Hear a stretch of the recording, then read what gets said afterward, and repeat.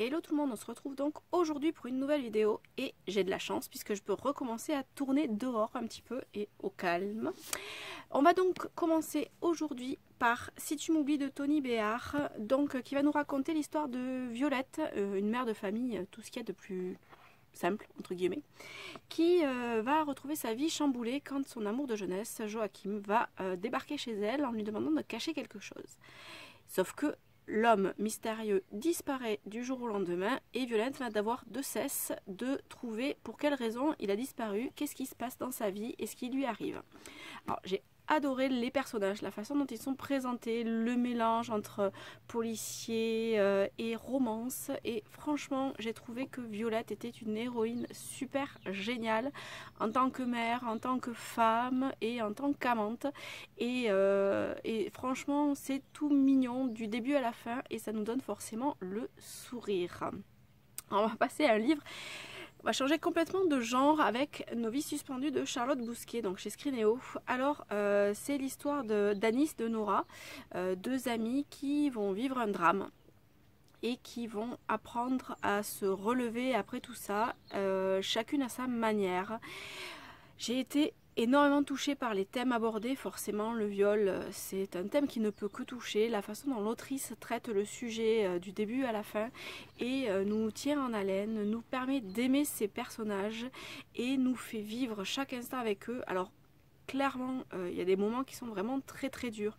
Je savais pas trop à quoi m'attendre pour la fin et je dois dire que j'ai été totalement scotchée parce que l'autrice nous fait vivre. Et franchement, c'est un livre qui devrait être lu par tout le monde et qui parlera à beaucoup de gens. On va repartir un peu dans la légèreté avec La fille du square d'Angela Bell. Alors c'est l'histoire d'Abigail et d'Erwan qui sont, comment dire, qui ont des vies très différentes l'une de l'autre. L'une est plutôt introvertie alors que l'autre mène plutôt sa vie tambour battant. Et ils vont se croiser et leurs vies vont complètement changer. Erwan va remettre un petit peu en perspective ses objectifs et Abigail va s'ouvrir à lui. Alors c'est une romance qui est toute mignonne, qui nous fait vibrer, qui nous fait rire, qui nous fait pleurer, qui nous fait partir en Bretagne aussi et qui jusqu'au bout nous tient en haleine et nous donne un immense sourire une fois qu'on l'a terminé. On va changer encore de genre, j'aime bien ça, avec Vicious de V.E. Schwab. Alors, c'est un roman qui se vit de la première à la dernière page. Ellie et Victor, nos deux héros, sont en fait des anti-héros et on se plaît à les détester ou à les aimer. Il va leur arriver tout un tas de choses. Il y en a un qui termine en prison, enfin...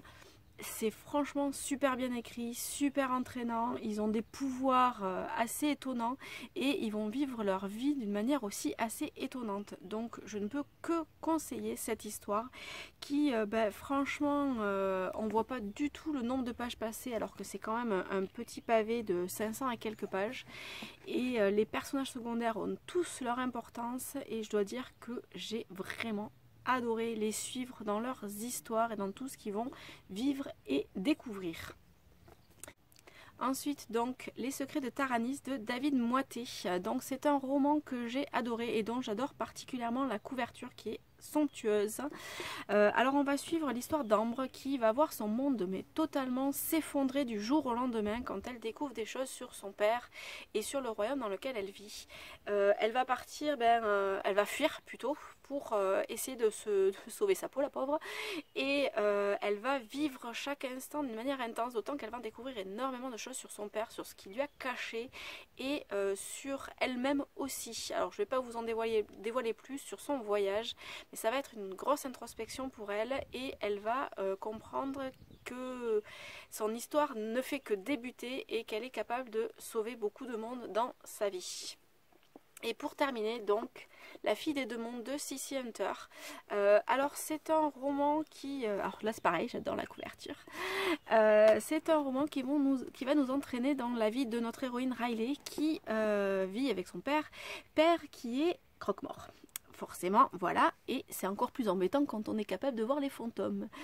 Donc Riley ne va avoir de cesse que d'aider les fantômes des gens qu'elle voit pour leur permettre de passer au-delà, et forcément jusqu'au jour où il y a un fantôme qui l'intéresse particulièrement et où elle va essayer de vivre sa vie, mais un petit peu sans mêler les pinceaux entre les fantômes et sa vie réelle.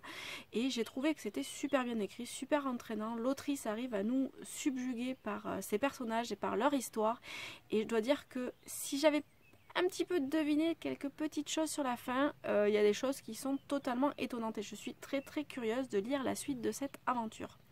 Voilà pour les 6 livres dont je voulais vous parler aujourd'hui. Je vous dis à très bientôt. Bye bye.